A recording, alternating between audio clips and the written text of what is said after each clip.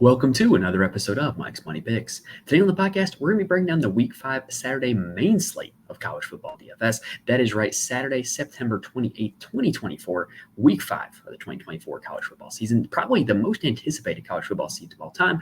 We've got a 13-game slate on DraftKings. FanDuel has not released their slate yet as of this recording, but all the player takes, all the thoughts on the games, you're going to apply on there as well because most of these games are going to be on there. Anyway, we're going to break down all 13 games and tell you who needs to be in and out of your DFS lineups on Saturday. We're also going to, kind of do it in hopefully an entertaining way, have a little fun, tell a few jokes, not just, be a robot sitting here talking to a computer, making it all about numbers, even though there are going to be a lot of good numbers that should hopefully help you win some money here on Saturday playing college football DFS. Now, if you have not subscribed already, please subscribe to the channel. That way you can be with us for the rest of the college football season, in addition to our weekly NFL, golf, and eventually college basketball content throughout the rest of the fall and winter. And also, if these videos through this season have helped you guys in any way, please hit the like button. It really does help me out a ton when you guys do that. If you're listening on audio, please rate and review. I cannot stress enough how much that helps me out when you guys do that. Lastly, this is the Saturday main slate video. We will have videos upcoming this week for the Friday slate as well as the Saturday night slate. So the only way to know when those drop is if you're subscribed, so that way you can get those as soon as they happen and be prepared for those slates in addition to this 13-game main slate. All right, so enough with the introduction. We got a lot to get to, y'all. So let's go ahead and break it down. All right, so my first thoughts on this slate are, kind of the second I looked at it, noticing all the different game options and all the different players that we're playing, this is a very interesting slate. It's certainly unique from what we had last week on DraftKings. This week is a great slate to pay up at the quarterback position. There are a lot of elite options near the top of the board amongst all the quarterbacks in action this week. There are not really a whole lot of screaming value plays at running back. A lot of the best running backs on the board are, go figure, the most expensive ones, which means that this is going to be a week where you're going to want to get cheap at the wide receiver position. And there are numerous options. There's some misprices to be found. There's some guys that, are just slightly too cheap, guys that are in good game environments, in good spots that just are not expensive enough. So I think that it's important to kind of keep in mind as you build your lineups, a lot of this slate is going to be on knowing where everybody else is going to play in their lineups. And I think a lot of people are going to be paying up at quarterback, paying up at running back, getting cheap at the wide receiver position. So remember, in DFS, always making yourself a little bit different is the way to go. All right, now let's talk about game number one. Kentucky heading to Oxford to take on Ole Miss. Ole Miss is 17.5-point favorites with a game total of 52.5 points. Lines courtesy of our friends at ESPN Bet. The projected score for this one is about 35-18 in favor of the Running Rebels. I do never decimal points when we do implied totals. You can't go out on a football field and score 0.25 points, so I don't put that in the implied total. So rounding off, 35-18 in favor of Ole Miss. Now on the Kentucky side, I simply have no interest at quarterback. Brock Vandagriff has been the starter most of the season. He has given up some snaps to Gavin Wimsatt. They're only implied to score 18 points. Just a pass for me. Like, even though they're super cheap, I don't know if one of them is going to be playing 100% of the snaps. Not a whole lot of upside there. At the running back spot, Demi Sumo-Karnbai is a guy that I'd been kind of doubting, but he looked really good against Georgia, and he played pretty well against Ohio. And, he's a guy that I think if, the status of Chip Trayanum is going to determine whether or not he can play. Chip Trayanum is currently questionable for this game. He's cleared to play, but, hasn't really made anything official. If Chip Trayanum plays, I would assume it would go right back to being a committee with Trayanum and Sumo-Karnbai, which makes both of them unplayable. But if Trayanum is out, Sumo-Karnbai at 4,800 is not a bad option in my opinion. At the wide receiver spot, look, there's two guys that you can play. Barryon Brown, Dane Key, both of them had double-digit targets last week. I think there are better options elsewhere on the board, but these are guys that are going to get volume. They're going to be in a game environment where they're going to be trailing. They're going to be asked to score a lot of points. I think there's worse plays out there than the two of them, but I also think there's better plays out there than the two of them. On the Ole Miss side, they've got quarterback Jackson Dart, who's kind of making his Heisman campaign. And look, I think it's worth noting that Ole Miss has not been tested yet. They have not played anybody who's going to be in a bowl game this season, in my opinion. They walloped Georgia Southern, they walloped Wake Forest, they walloped Middle Tennessee State, and they walloped Furman. Like, I don't know what we can gain from those four games. What we do know is that Jackson Dart is great. He's expensive on this DraftKings slate. He's the most most expensive starting quarterback at 9,800. It makes him really hard to put into lineups, in my opinion, but he has been putting up a lot of fantasy points. So, I don't think it's necessarily a big likelihood that he ends the slate as the highest scoring quarterback, but if you put him in your lineups, you're kind of making that wager. I'm probably going to be playing him very minimally, but he has enough upside that he's going to make my player pool, but not be a big part of it.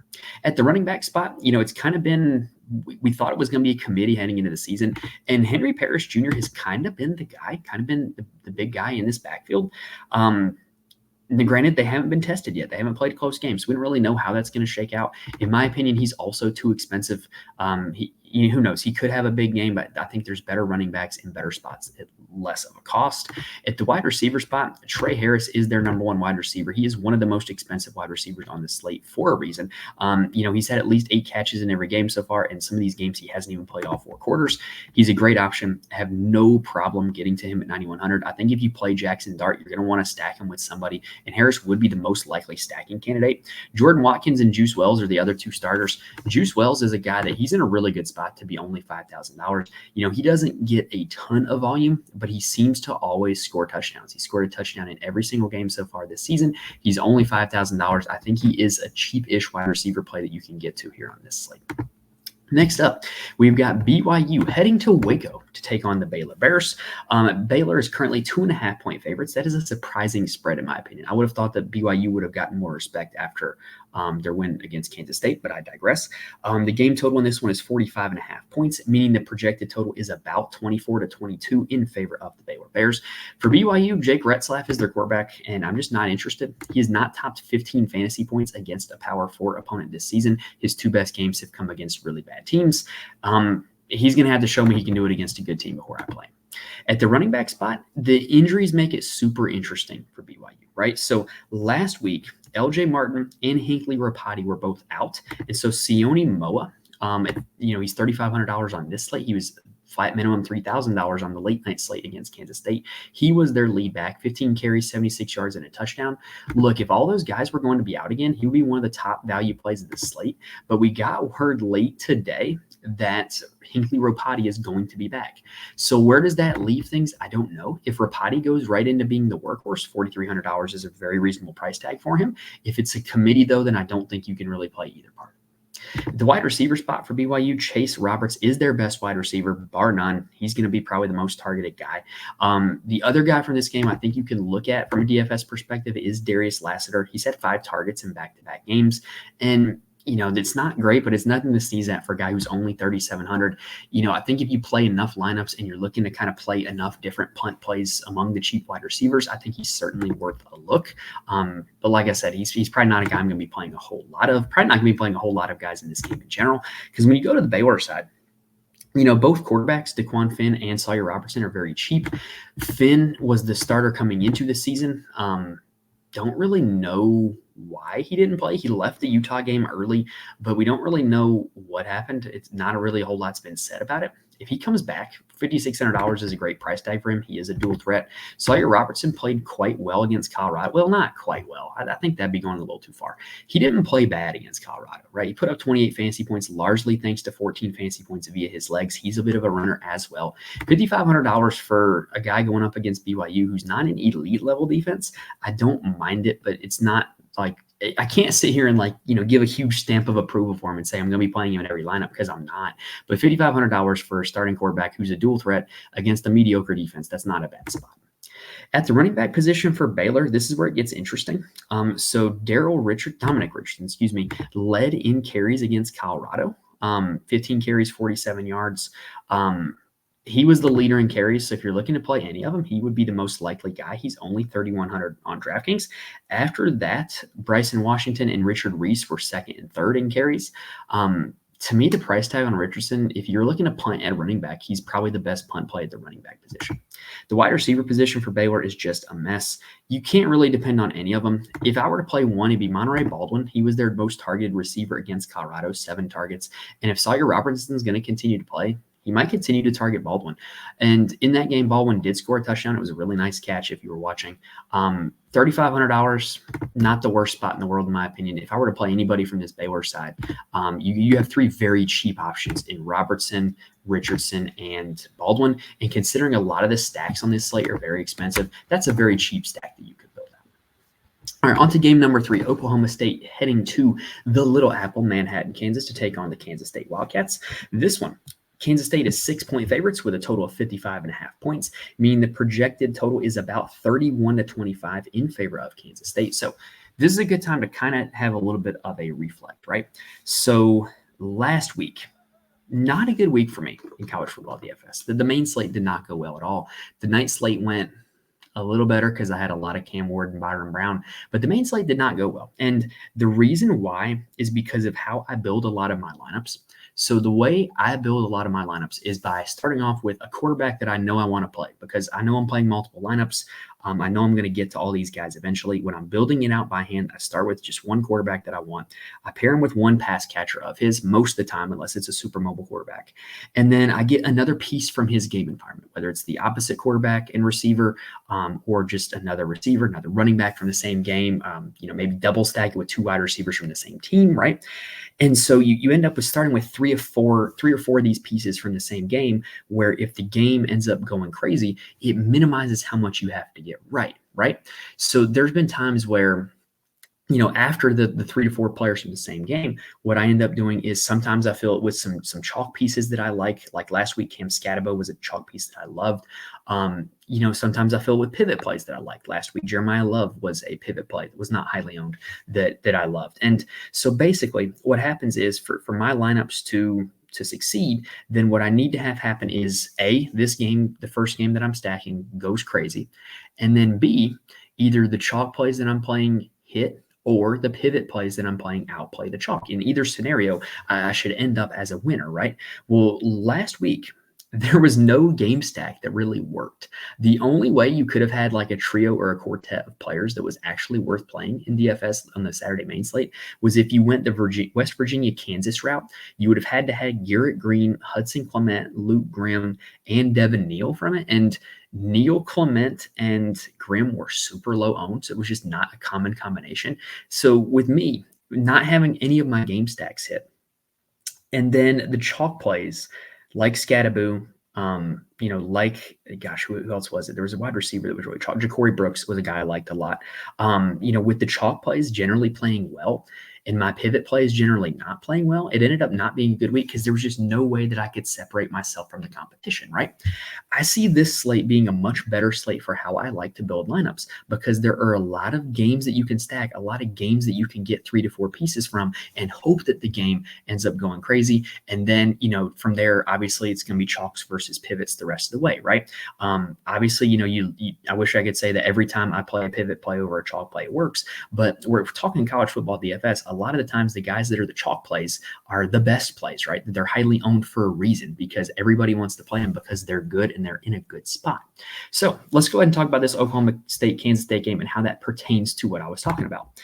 So this game with a total of 55.5 points, both of these teams played a decent tempo. Oklahoma State, very fast tempo. So there's going to be a lot of plays in this game. There's going to be a lot of ways that this game can score fantasy points. Alan Bowman is Oklahoma State's quarterback. He's getting a big-time price discount from last week when he was going up against Utah. But, I'm going to be honest, that's probably the worst matchup he's going to see all season. In his previous matchups, he had been over 3 times value, which is what we want in DFS. We want, 3 times the number of $1,000 in their salary. So, with him having 3 games over 23 fantasy points, he has that. So I think he's in a much better spot in this matchup where his team is implied 25 points. He has very clear options for pass catchers. So I'm definitely going to be building out a stack where it's Bowman and 1 or 2 of his receivers, and then a Kansas State piece on the other side. More on that in a second. At the running back position for Oklahoma State, you do have Ollie Gordon, who is kind of coming off the biggest slump of his career, 3 straight games under 17 fantasy points. I don't think Kansas State is the best matchup either for running backs. Kansas State has not allowed a single opponent to rush for more than 4 yards per carry. That's not great. However, Ollie Gordon is still Ollie Gordon. He can still score 40 fantasy points like that. So I do think he's a guy that needs to end up in your player pool. He's going to be super lowly owned. So I think he's actually a very interesting pay-up pivot here this week. At the wide receiver position for Oklahoma State, look, it's 3 guys. It's Presley, Stribling, and Owens. In that order, that's generally how the targets break down. Utah, the game last week, was the first game all season in which Owens actually led in targets, but he only turned it into 3 catches 41 yards and a touchdown, only 13.2 fantasy points. Stribling is more of like a deep threat type of guy that can really just explode, whereas Presley is just a super dependent volume guy that catches passes out of the slot. Presley has not had a game this season under 16 fantasy points. So really, if you're looking to stack up the Oklahoma State offense, you've got three very clear options at the wide receiver position to pair with their quarterback, or you can just go with Ollie Gordon. Now, on the Kansas State side, their quarterback is Avery Johnson, who has looked quite inconsistent in the pocket this year so far.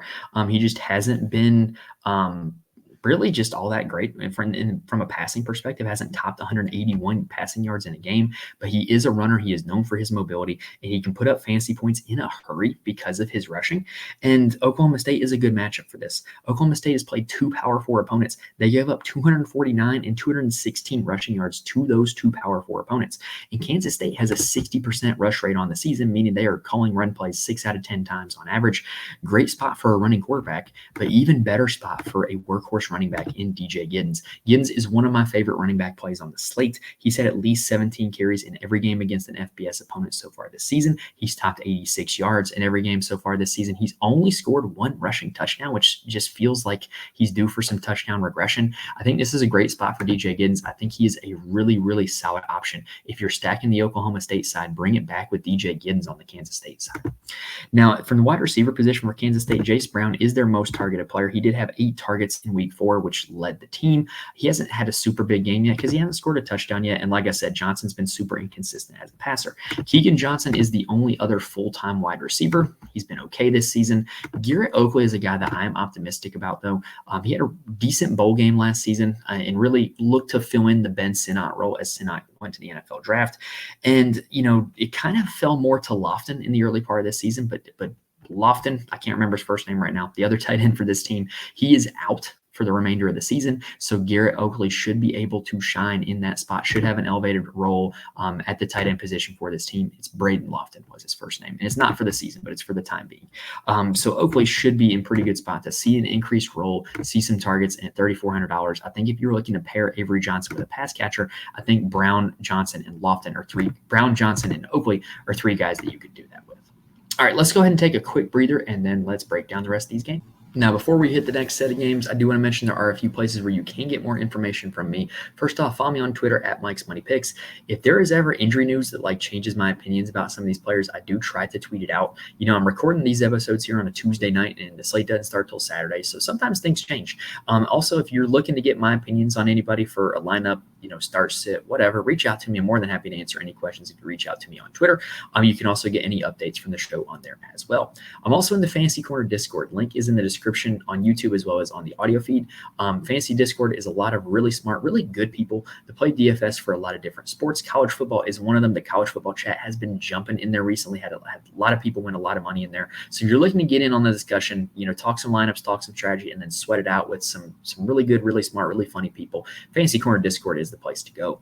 Also, I do write a full article for my Patreon every single college football DFS slate where I break down my core plays as well as the reason why they're core plays. I kind of went on earlier about, why I didn't win any money on the Saturday main slate. Well, I still stand by the process, stand by the logic, and stand by that being a long-term successful way to win in college football DFS. So if you're looking to get those, like I said, I can't guarantee they're going to win every week, but if you're looking to get that advice, get that strategy, get that information from somebody who does a lot of research and plays this a lot, head on over to the Patreon, patreon.com/Mike's Money Picks. Also, I do write a weekly article now for the Saturday main slate on drroto.com. I'm very happy to be contributing to them. It's available to all access subscribers on drroto.com. Go check that out. They got all sports covered over there, do a lot of good work, a lot of really good people. So check that out if you have not also. All right, back to the games. Game number 4 is Maryland heading to Bloomington to take on the Indiana Hoosiers. Indiana 7-point favorites in this game with a total of 55.5 points, meaning the projected total is about 31-24 in favor of the Hoosiers. For Maryland, Billy Edwards Jr. has been a super consistent option all season long. He's been between 23 and 27 fantasy points in all 4 games. I think that's going to be about where he's at, right? He's going to get a decent amount of passing volume. He gives you a little bit of rushing upside, definitely a little bit of upside to score a rushing touchdown. And with his team projected to score 25 points, you can expect him to account for 2, 3, maybe even 4 touchdowns. Not a bad spot for him. Not the highest ceiling in the world, but definitely not a bad spot. The running back spot, I was really optimistic on Roman Hemby coming into the season because I thought that the team's high passing volume with Talia Tagovailoa at quarterback was suppressing his rushing volume. And I was kind of right, but they're kind of doing the same thing with Billy Edwards Jr. Hemby's only averaging about 12.5 carries per game. That makes him a low volume play. He's going to be the starter. He's going to be the one getting carries. They just don't run the ball a whole lot. So at 5,500, he has a minimal amount of interest from me.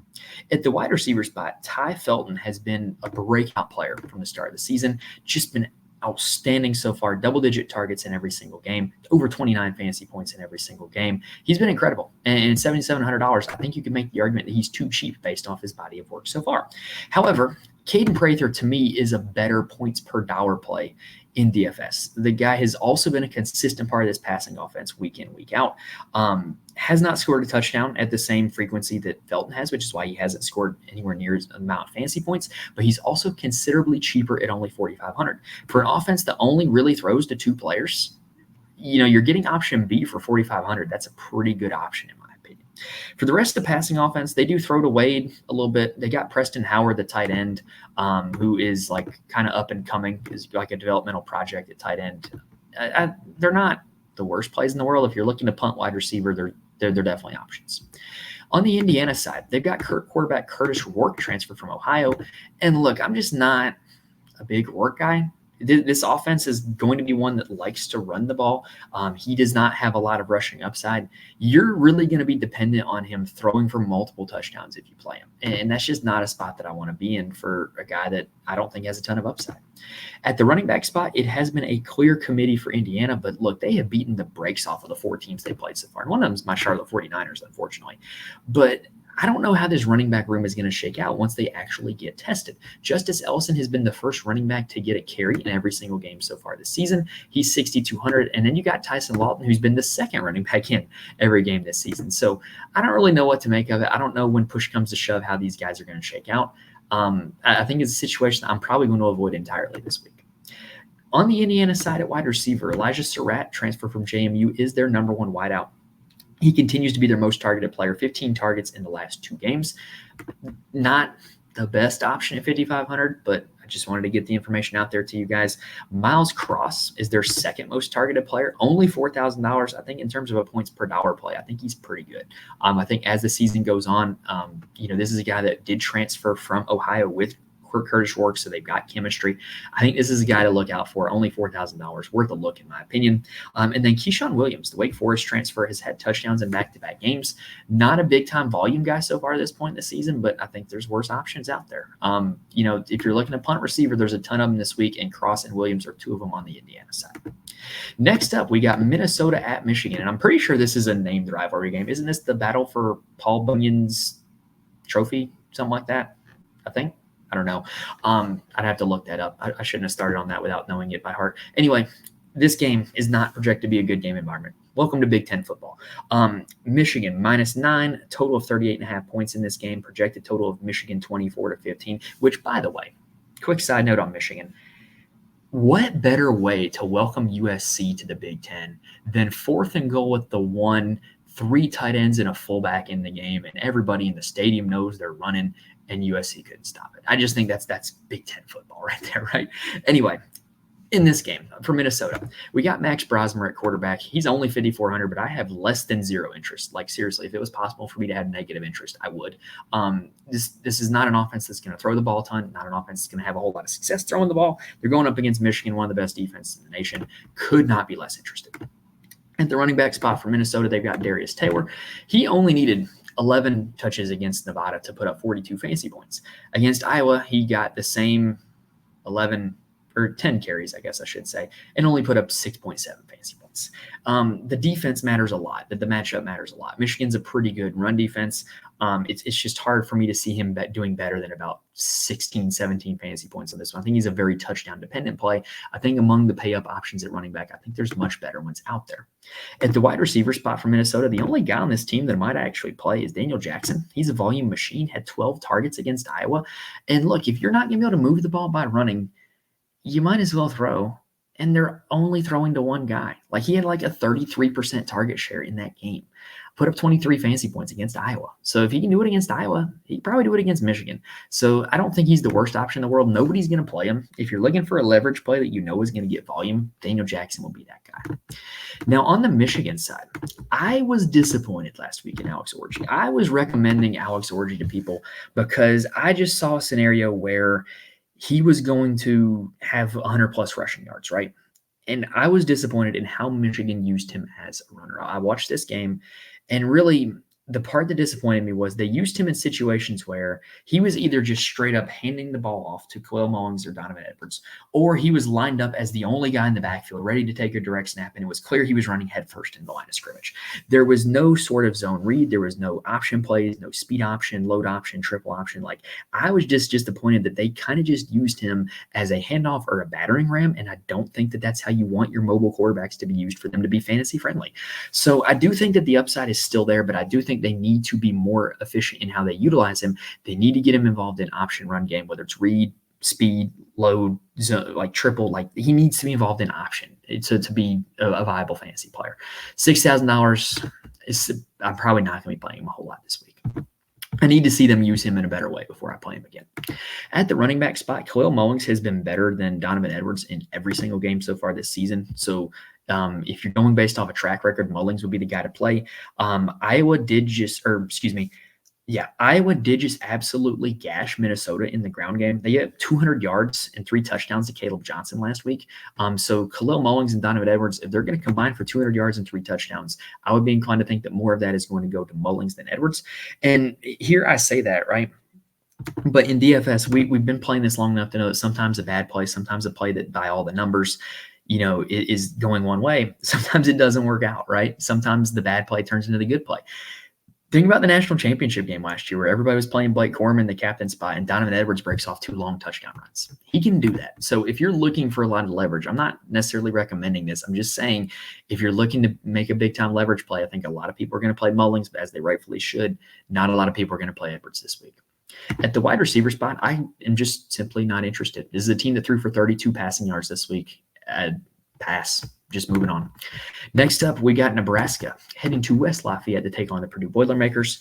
The total or the spread in this one is Nebraska -10. Game total 49.5 points, meaning the projected score is about 30-20 in favor of Nebraska. I was heavily critical of this on the Friday slate in my write-up on Patreon, but Dylan Raiola was massively overpriced at $8,000 on that slate. He is now only $6,400. That's a much reasonable price tag. But see, he still has not had a career game where he's reached 19 fantasy points, which is what he would need to hit value. So it's hard to have a whole lot of confidence in him. But Purdue is bad. Purdue is real bad. So if there's ever a spot to play him, I think this would be a decent spot to play him. You got a good price tag. You got a good matchup. At the running back spot, it looks like Dante Dowdell is taking the lead in this committee. 20 carries against Illinois, looking like he's the lead guy to me. He's certainly playable at 5,600 against a Purdue team that can't stop a nosebleed. At the wide receiver spot, there's 2 guys that I would be considering: Isaiah Nair and Jamal Banks. Nair had 6 targets last week. The good news with Nair is he seems to be Raiola's guy in the red zone. He's scored 4 touchdowns so far this season. Raiola has thrown 8. I think he's got a lot of touchdown equity, and only 5,200. That's a very cheap stack to go with Raiola and Nair. It's even cheaper to go with Jamal Banks, who got 9 targets last week against Illinois, caught 8 of them from 94 yards, only scored 1 touchdown so far this season. I feel like he is due for some touchdown regression. When he was at Lake Forest, he broke off a lot of big plays. I definitely think that if you're playing Raiola, you got 2 really obvious, really solid stacking partners for a very reasonable price tag. On the Purdue side, they are starting Hudson Card at quarterback, former Texas Longhorn Hudson Card. Fun fact, he actually started the first game of the Steve Sarkisian era at Texas. I'm full of fun facts, y'all.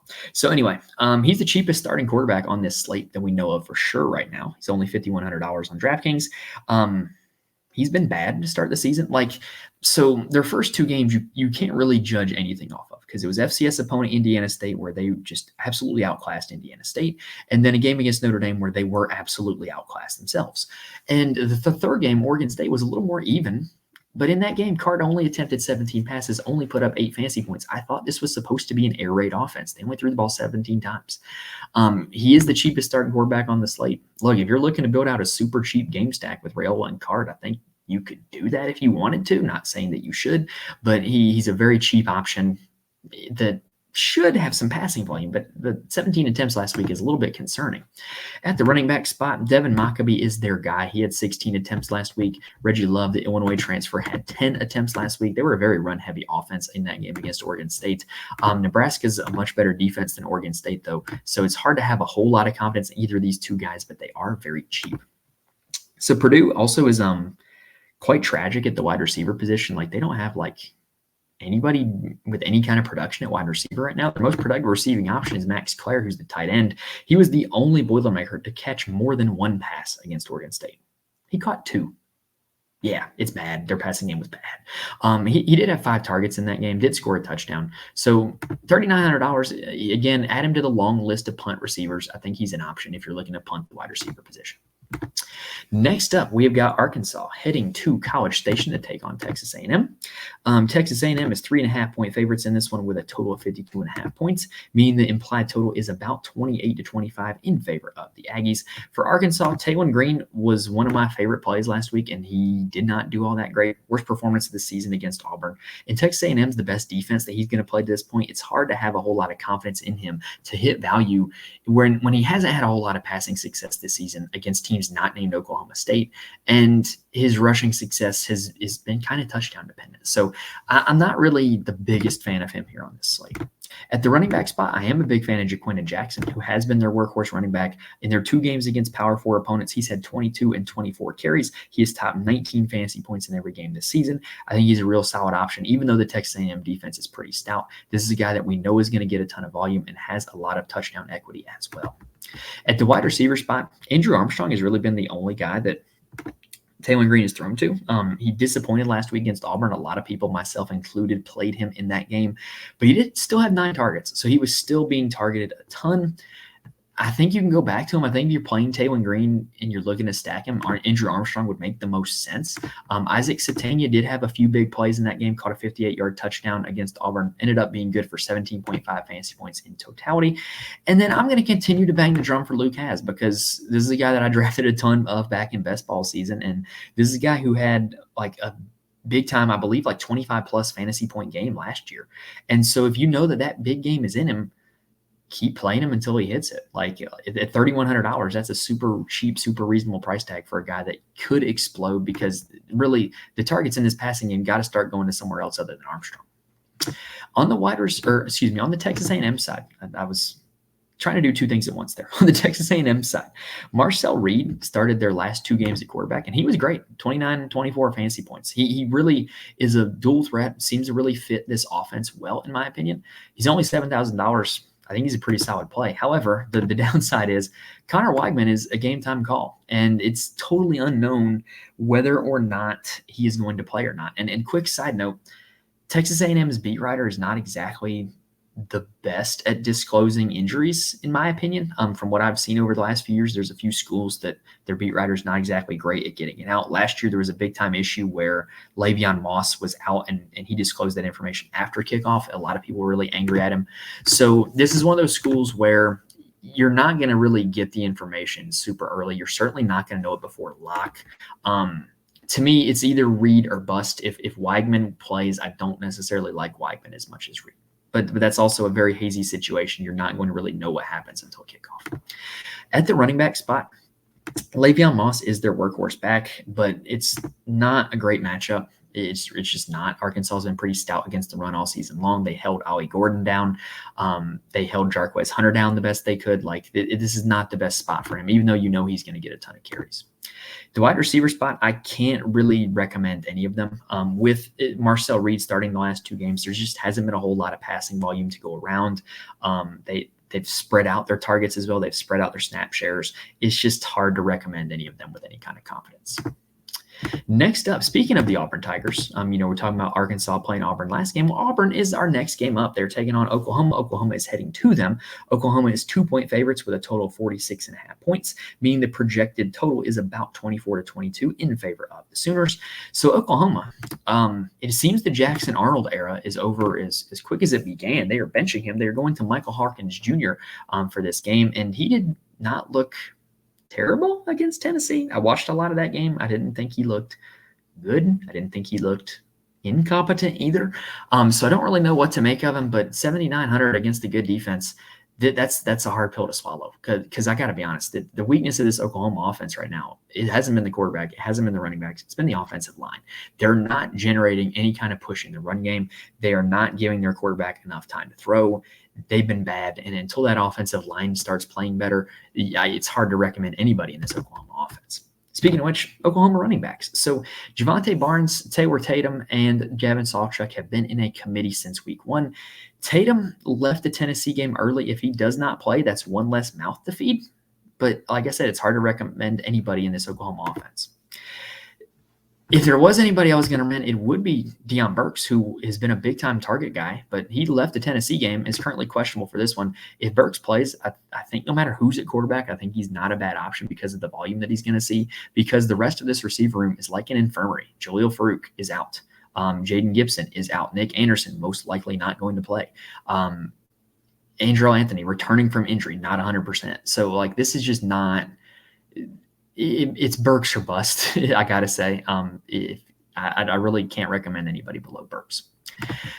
On the Auburn side, so they benched Peyton Thorne to go with Hank Brown at quarterback, and they ended up putting Peyton Thorne back in this game.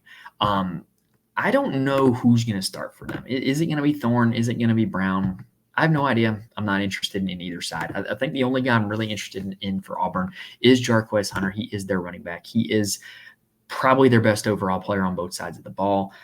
Still seeing a big-time workload. Oklahoma's defense they weren't terrible against Tennessee. They were better than I thought they were going to do. They didn't really give Tennessee a whole lot of chunk plays, a whole lot of big plays. So I don't think Hunter's the best option, but I don't think he's far from the worst either. Keandre Lambert-Smith is the only wide receiver for Auburn that I can knowingly recommend. He's a big play guy, 3 catches of over 50 yards so far this season, and he got 8 targets last week. Anytime you have a big play guy, a guy who can break off explosive plays, that's getting a lot of volume, you got to pay attention to that. And Keandre Lambert-Smith at 5,900, I think that is something worth paying attention to. The other full-time players that you kind of got to look out for are Cam Coleman and Rivaldo Fairweather, but we don't really know what's going to be going on at the quarterback position this week. That makes it a tough situation to want to play any of the wide receivers. Next up, we've got TCU heading to Lawrence to take on the Kansas Jayhawks. Kansas is currently 2-point favorites in this game with a total of 59.5 points, meaning the projected total is about 31-29 in favor of Kansas. And look, this is a game environment that I'm going to be targeting relentlessly. I think this is two really solid teams to stack. I think the price is fair on both of them. I think this is a great spot to build out a game stack for your lineups this week. On the TCU side, they're going to pass, and pass some more. And then they're going to pass some more. Jake Hoover is their quarterback. Against every game against FBS competition so far this season, he's thrown at least 42 passing attempts. And it's because the two things. That one, they played a fast tempo with the Sonny Dykes offense. Two, they've really had an inability to run the ball. Josh Hoover is – did I call him Jake Hoover a second ago? That's late-night brain talking to me. Josh Hoover is a really solid option, in my opinion. 8,500 is a little expensive, but he's I think he's worth it this week. He's very likely to get 300 yards. He's very likely to account for multiple touchdowns. He's not a runner, but they use him at the goal line, so he does have 2 rushing touchdowns so far this year. I think he's a really solid option at 8,500. At the running back spot, like I said, this team has struggled to run the ball so far. Cam Cook is the workhorse back, though. He is their guy. So if you're looking to kind of attack the other side, you can go with Cook, but I would rather just play this through the TCU passing game. And so the other receivers or the receiving options that I think you can look at to stack with Hoover, you've got 4 clear ones that play a ton of snaps. You've got Jack Beck, you've got Savion Williams, you've got Eric McAllister, and you've got J.P. Richardson. Beck has been a guy who has gotten all the love the last 2 weeks. I believe he is a converted tight end. Don't quote me on that, though. I feel like one of the broadcasts said that. He's had 10 and 11 targets the last 2 weeks, put up 38 fantasy points or more in each of the last 2 weeks. Look, but when you look at his body of work, he's underpriced. Just honestly, like when you look at the 4 games he's had so far this season, he's underpriced at $7,200. If he's able to continue on this same trajectory, he's not going to be $7,200 for long. I also think you got to consider Savion Williams too. He's had 5 and 6 targets in the last 2 games. He was the leading target getter against Stanford when I believe it was 17 targets, where he caught 11 of them for 85 yards and a touchdown. He's a really solid option. They're going to get the ball in his hands quite a lot as well. Eric McAllister was a Boise transfer who came in with a lot of fanfare, was not used against Stanford. Seldom used against LIU, but the last 2 weeks he's really turned it on. Had 7 and 5 targets in the last 2 weeks. Topped 100 yards this past week. Scored a touchdown each the last 2 weeks. $4,800. He is a cheap stacking partner. JP Richardson is the guy that he's going to play a lot of snaps. He's going to get a lot of short and intermediate targets, but I don't really see a whole lot of upside there. I would much rather pay $600 more to get McAllister or pay up for Beck or Williams. Now, on the Kansas side, we got to have a dialogue about Jalen Daniels. So this is a guy that 2 years ago was very electric, productive, and fun to watch, and just a great option in DFS, right? He was running, he was throwing, he was putting up fancy points all over the place. Kansas was looking really good. He struggled so far this season, just straight up struggled. He's only had 1 game over 14 fantasy points. That's not good, especially for a guy that we consider a runner. And oh, by the way, he hasn't topped 65 rushing yards in a game this season either. Hasn't topped 185 passing yards in a game this season. I think a lot of it can be attributed, and I was having a conversation with CFF DFS on Twitter about this. Go follow him, by the way. He's got a lot of great stuff. The offensive line play hasn't been bad. The run game has been really good. They've switched up how they called their offense, though, because their offensive coordinator, Kodalnicki, is now at Penn State, not Kansas. And the new offensive coordinator has not really figured out how to use Jalen Daniels to the maximum of his ability. Well, I think this is a game where no matter who's calling plays, Daniels is going to have a big opportunity to make plays. TCU, this defense just gave up 66 points to SMU. I think Kansas's offense is a lot better than SMU's, so I think this is a really good spot for Kansas to put up a lot of points, and Jalen Daniels should be a guy that, whether it's by his legs or by his arm, should be able to do it, because like I said, the supporting cast around him has been pretty good. They just got to dial in the play calls and use him in his most effective ways. At the running back spot, if you're looking to fade Jalen Daniels, Devin Neal is a really good consolation prize. He is still clearly the RB1. Daniel Highshaw is back healthy, but Neal did outcarry him 27-9 in their last game. Neal's a really solid option. He's put up double-digit fantasy points every game this season, put up 100 yards in every single game this season. Really like him as a play. This TCU defense couldn't stop anybody last week. If you're not going to play Daniels and target it through the air, play Neal and target it through the ground. At the wide receiver position, Luke Grimm is kind of trending to be their wide receiver 1. Just kind of trending in that direction, right? He's been it for 3 of the 4 games they played this season. And, oh, by the way, put up at least 19 fantasy points in those 3 games. He's only 5,200 on this slate, which is a bargain, in my opinion. He is clearly the top stacking option with Jalen Daniels. But do not forget about Lawrence Arnold, who was the #1 receiver last year, which I think you can attribute a little bit of that to Luke Grimm being banged up. But Lawrence Arnold, a guy who was a wide receiver 1, only $3,800. You could get Jalen Daniels and stack with Arnold and make it pretty darn cheap, or still, even the stack with Grimm isn't all that expensive either. All right, let's go ahead and take a quick breather, and then let's break down these remaining games. All right, just a reminder, if these videos have helped you guys in any way, please hit the like button on YouTube. Please rate and review the audio. I cannot stress enough how much it helps me, and I really do appreciate it when you guys do that. All right, 4 more games to go, y'all. So let's go ahead and talk about Colorado at UCF. UCF is 15-point favorites in this one with a total of 63.5 points. The projected total is about 39-24 in favor of UCF. This is the highest game total on the slate. And I got to say, I think that this is like a bad matchup for Colorado. When you look at what Colorado does, their weaknesses are on the offensive and defensive lines. Their weaknesses are their depth. They don't have a lot of talented players. They have some really talented players. They just don't have a lot of depth in terms of talented players. So UCF, what they do is going to pose them unique issues, and if Colorado wants to stay in this game, Colorado is going to need to score a lot of points. How will they score points? Well, it'll be via the arm of Shedeur Sanders, who has had over 30 fantasy points in 3 of 4 games so far this season. I normally come on here and say that quarterbacks who don't provide a whole lot of rushing upside at expensive salaries are not great options, but Shedeur, to his credit, has been a good option with his lack of mobility. And last week, they decided to use him as a runner. He ended up with 19 attempts. Obviously, that includes sacks, so that number's inflated a little bit. 19 attempts against Baylor, scored a touchdown. ended up with 26 yards. In addition to throwing for 300 yards and 2 touchdowns. So I think he's a solid option, especially if they consider to use him as more of a runner. And I really think that with this game environment, there's a ton of potential for a lot of points on both sides. And for Colorado, you're going to want Shedeur. He's the only way they're going to score points because their running game has been not great so far this season. Michael Welch was the lead back against Baylor. 9 carries, 22 yards, 2 touchdowns. Very TD or bust play, in my opinion. Not a whole lot of interest there.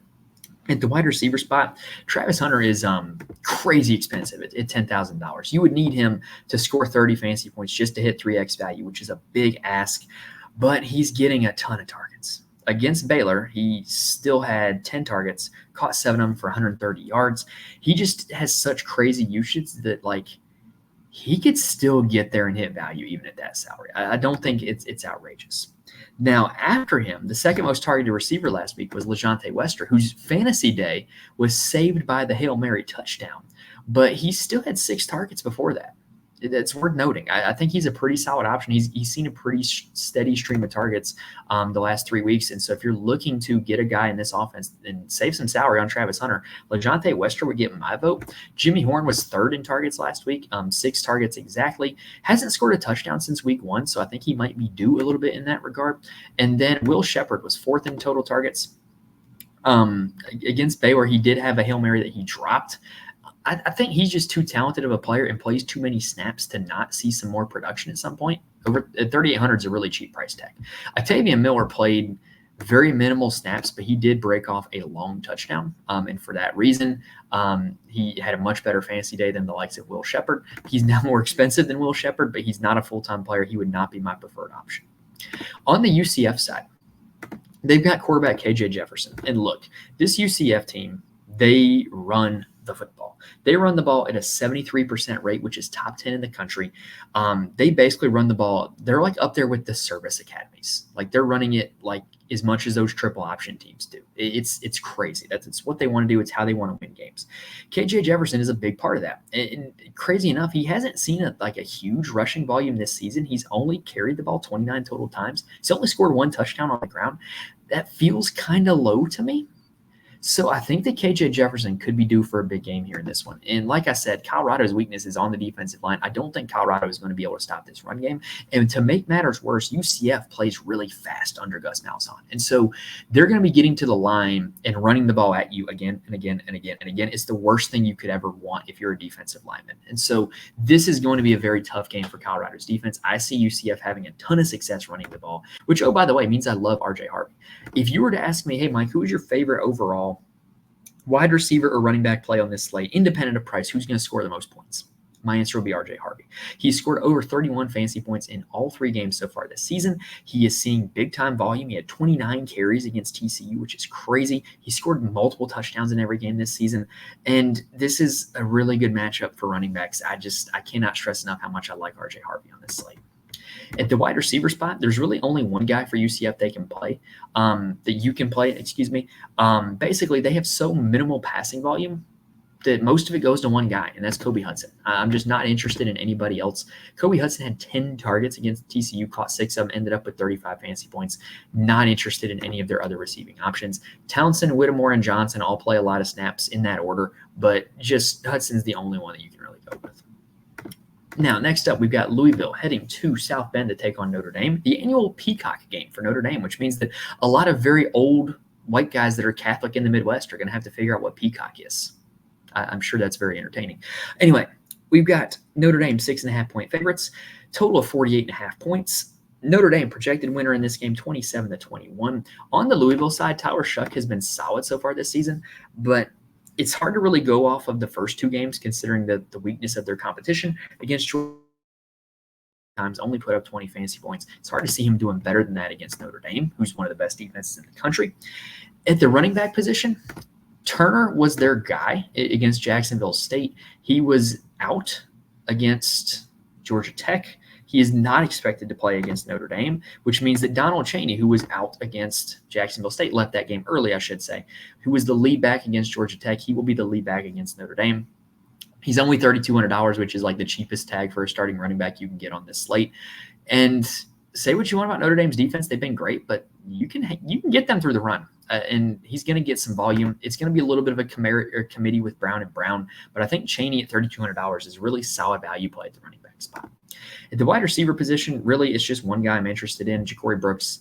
We talked about last week how the Jeff Brom wide receiver one is just an insane role, and he continues to have it. He continues to break off big-time fantasy performances with it, and I think he's a really solid option at $5,700.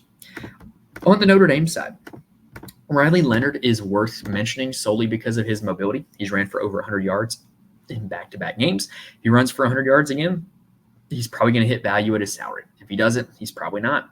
So, really, to me, that's the bet you're making when you play Riley Leonard. He's not been great passing the ball. He hasn't topped 165 yards this season passing the ball. So, if you're wanting to play Riley Leonard, you're going to need him to get 100 yards rushing. You're going to need him to account for some touchdowns on the ground as well. That's the bet you're making. If you think he's going to be able to do that, go for it. Haynes King had success running the ball against this Louisville team. I don't think he's a bad option, but just know what you're signing up for when you play Riley Leonard. Last week, did not play as much Riley Leonard as I should have. I ended up with just a little bit of Riley Leonard, and I really should have seen it coming that he was going to be able to run against Miami, Ohio, kind of the same way that he did against Purdue. I was kind of disappointed in myself that I didn't play more. At the running back spot, I continue to bang the drum for Jeremiah Love. He is a elite player. NFL scouts are in love with him as well. Just a solid option. $6,000 is a reasonable salary. The Louisville run defense is pretty tough though, but he's due to break off a big play every game. Like he's broken off a long touchdown run in the first 3 games and 15-yard touchdown against Miami, Ohio. I think he's a pretty solid option at $6,000. The wide receiver spot, Notre Dame doesn't really have a receiver you can depend on because their passing game has just been so bad. Bo Collins has been operating as their wide receiver one, but that's not the wide receiver one you look to target in DFS because he doesn't get a ton of volume. He's not breaking super long plays. He's getting these contested big body catches that don't feature a whole lot of run after the catch. That's not great for DFS purposes. Next up, we've got Wisconsin taking on USC. In this one, USC is 15.5-point favorites with a total of 50.5 points, meaning the projected score is about 33-18 in favor of the Trojans. For Wisconsin, Braden Lockheed is going to be their starting quarterback. He's replacing Tyler Van Dyke, who wasn't great to start the season, but all Wisconsin quarterbacks have just been the same ever since the days of Scott Tolzien. They've all been the same. I don't expect him to be very good. Probably a pass. At the running back spot, USC just got gashed on the ground by Michigan. I really think that this USC defense is not built to stop Big Ten offenses with the way they run the football. USC, you got these finesse California guys that want to rush the passer, and they're going to be going up against some Big Ten offensive linemen that are corn-fed and farm strong, and they don't want no part of it. And I think Wisconsin's going to be able to run the ball on them. Chez Malusi is going to be the main beneficiary. He has been the best back for Wisconsin so far this year. 19, 16, 11 carries in their 3 games, double-digit fantasy points in every game. Hasn't really broken off a big game yet, but this would be a good opportunity to do so. And don't forget about Tui Walker. He is a factor as well. 15 and 11 carries in both games that he has been active. Worth a mention, but Malusi is definitely the guy you want, in my opinion. At the wide receiver spot, Will Pauling is the only guy that I can recommend. He is a volume guy. He had 11 targets against Alabama. And look, if you're a backup quarterback coming into the game, wouldn't you throw the ball to your best wide receiver a lot? He would be my pick for that. $4,800 is a very reasonable price tag. On the USC side, they've got Miller Moss at quarterback, who really, when you look at his end stat line against Michigan, it should be more fantasy points than it is, right? The guy threw for almost 300 yards, 3 touchdowns, and 18 fantasy points. Why? Because he threw a pick. He lost 27 yards rushing and lost a fumble. So he had a lot of negatives in his score and only ended up at 18 fantasy points. It should have been higher. Look, simply put, he needs multiple touchdowns to hit value. In a game where they're implied for 33 points, he should get that. I don't think he's the worst option on this slate.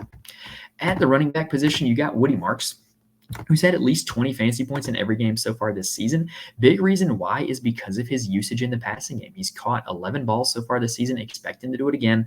I think that in terms of how USC is going to want to play this Wisconsin team, they're not going to run him head first into the line. They're going to try to get him involved in different ways, including passing him the football.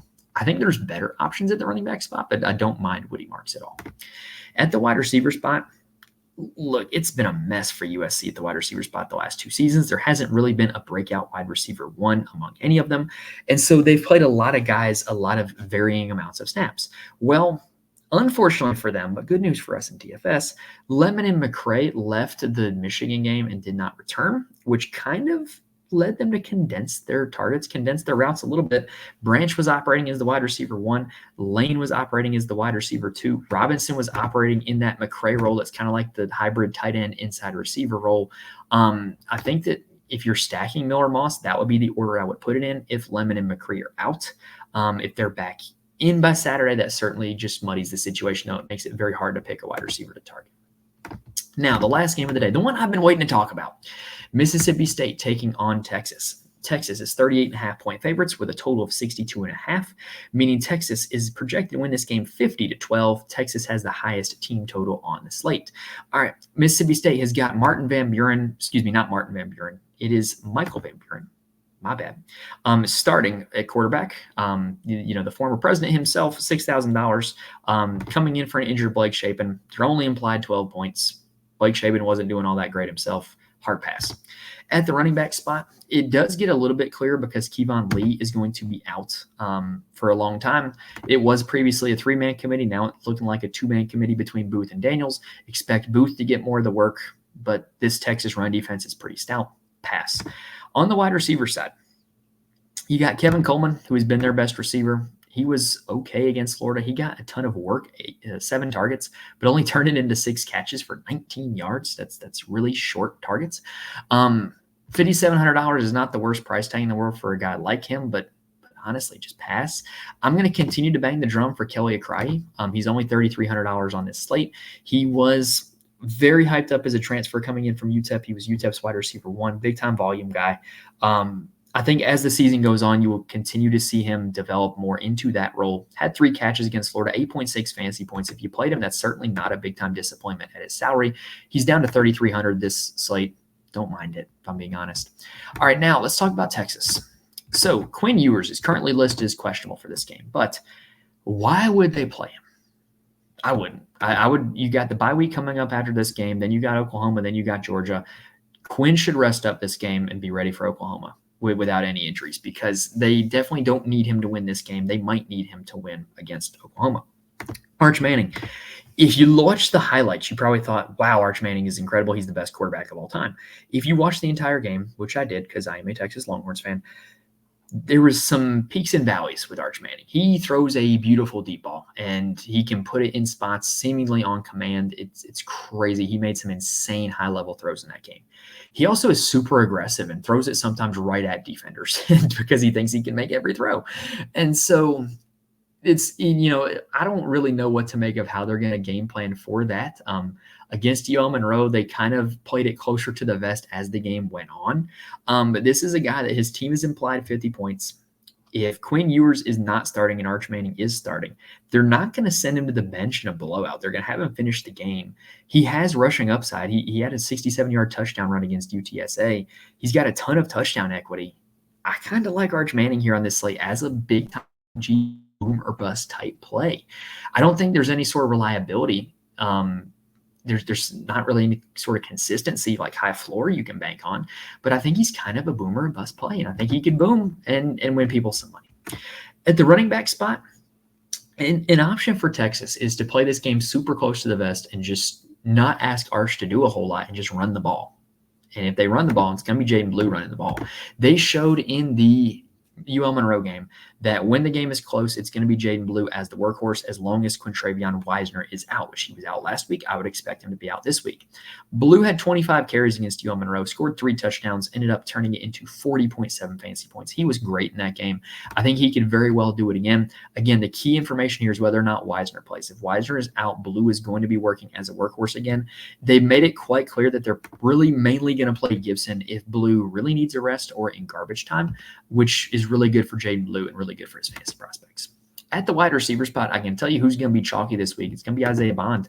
In terms of name value from his fame playing in Alabama, now at Texas, in terms of his production, he's mispriced. He's a notable name on a really good team that's projected to score 50 points. People are going to play Isaiah Bond, right? And you should be playing Isaiah Bond. He's a big play waiting to happen. He is their number one wide receiver. He plays the most snaps. He's only $4,800. If you're playing Arch Manning, it's a really obvious stacking partner. Matthew Golden is another guy that plays a ton of snaps, just sees slightly less consistent usage from Isaiah Bond. I don't mind him at $5,100 as well, but I can't for the life of me explain why he's more expensive than Isaiah Bond.